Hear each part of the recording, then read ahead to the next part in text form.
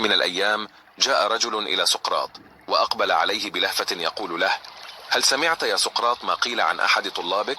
فقاطعه سقراط وقال له: اسمح لي أن أسألك 3 أسئلة قبل أن تحكي لي ما سمعته. أولا، هل أنت متأكد من صحة الكلام الذي ستخبرني به؟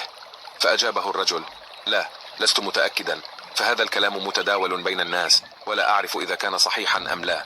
فقال سقراط: وهل ما ستخبرني به هو شيء جيد؟ فأجاب الرجل: لا، بالعكس. أكمل سقراط سؤاله الثالث قائلا: هل ما ستخبرني به عن طالبي سيفيدني؟ فرد الرجل: في الواقع لا، ليس له فائدة. عندئذ قال سقراط للرجل: إذا ما دام ما تريد أن تخبرني به ليس صحيحا ولا جيدا ولا حتى مفيدا، فلماذا تخبرني به؟ العبرة من القصة.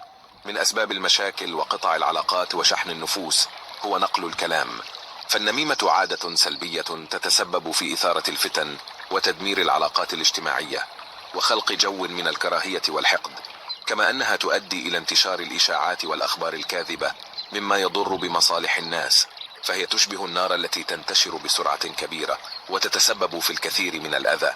فكن حذرا ولا تصدق كل ما تسمعه عن الآخرين دون التحقق من صحته، وكن أرقى